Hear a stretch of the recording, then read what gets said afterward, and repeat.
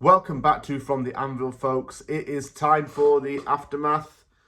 And, well, I could have gone into this video a little differently. I could have gone in feeling quite angry that we'd lost to Brentford, but we didn't. We got a point at the G-Tech Community Stadium, and it finished Brentford 1, West Ham United 1. We've ended Brentford's winning streak at home, and we remain unbeaten away for, well, the course of the season so far. I wouldn't have said that this was the most pleasant game to watch if you based it on the first half performance, but in the second half, we actually changed everything up from our tactics to our personnel, and we got rewarded with a goal, albeit a very scrappy one, but again, that term, chaos goals, applies to how we scored. We got a point at the end of the day against a Brentford side that is tough to play against on their own gaff. David Moyes never took a point at Brentford Stadium while he was West Ham boss. Lopetegui did. So that's some bragging rights for Lopetegui. But it doesn't mean that I'm going to start comparing the two because that's not why we're here on the video. I feel as though Lopetegui has got to get praise for not being afraid to take off players who are underperforming. Moyes never did that. He used to keep them on for a long time. But now that Lopetegui has the options and the depth to do so, he's able to bring players on a lot more. And he changed it at half-time to our betterment. But I'll get onto that as the video goes on. Let me start with the team lineups because there were some changes. Areola was in goal. Wan-Bissaka and Emerson as the fullbacks. Kilman and Todibo as centre-backs. Mavropanos was dropped to the bench. Souček and Rodriguez in the middle with Alvarez suspended. Paquetá in the 10, Kudus on the left, Bowen on the right, and Antonio up top. It did feel a little bit of an injustice to Soler and Somerville that they were not starting. It really would have been interesting to see Soler start alongside Souček, but that's okay. As far as I was concerned at the time, I was thinking that's okay. Not the worst lineup possible, and I did agree with Todibo starting. Brentford has this knack of starting kickoffs really well and attacking straight from the off with well-worked and perfectly executed kickoffs, basically. And on 39 seconds, they took the lead through Brian Mbeumo, who struck it home after West Ham didn't really clear its lines.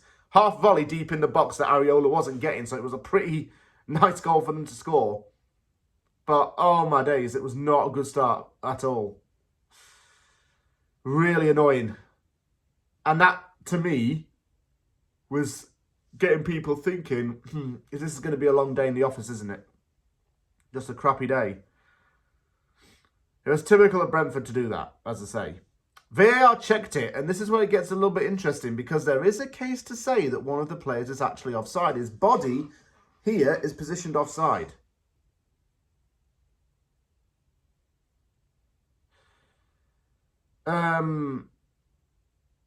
Really weird, to be honest with you. And it wasn't given as offside, but there could have been evidence to suggest it was.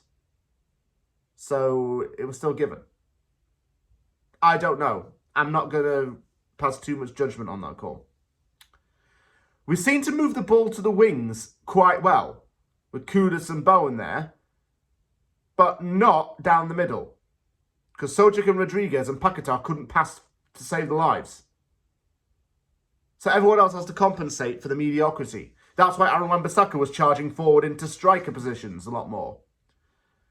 He and Todibo had really good performances to show for in the first half. Thought they were solid. So was Kilman too. Kudus had one shot at goal. And I think all he needs is that goal to get some confidence. But we didn't really seem to attack unless it was a counter. It was like we did with Moyes last season. Antonio missed the target, and I think it was quite an awkward shot at the end, but other players, well, might have scored that. And we did build up the ball, but no one could execute it. Similar as the problem for last season. I wanted to see some changes at half-time, and, well, it did happen. When I saw that Mavropanos was coming on, I thought, God, please no, don't take Todibo or Kilman off. And he didn't. He took off Emerson.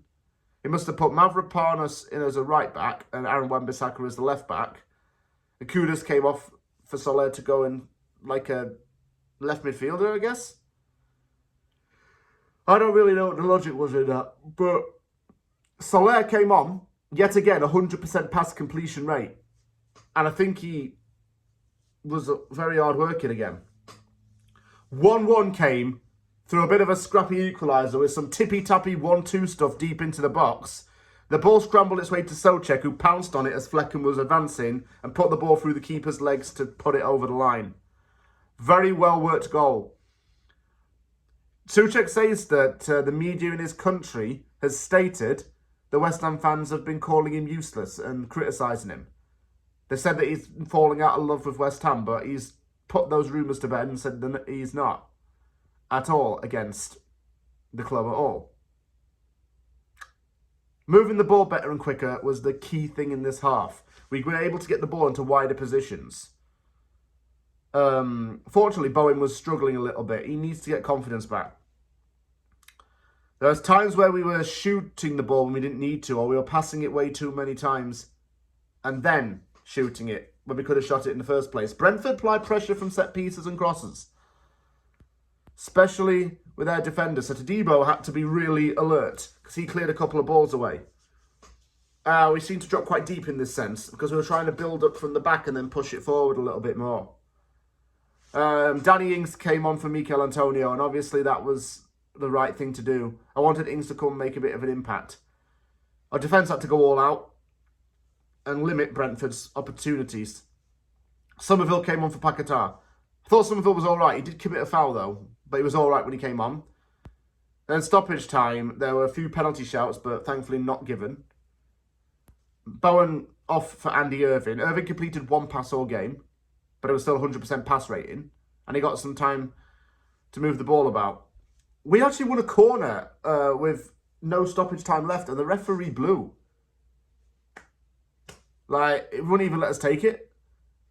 That made Lopetegui quite mad, to be honest. It made me mad. I couldn't understand why that was not allowed to be taken. But anyway, it finished 1-1. We've stopped the rot. We haven't lost.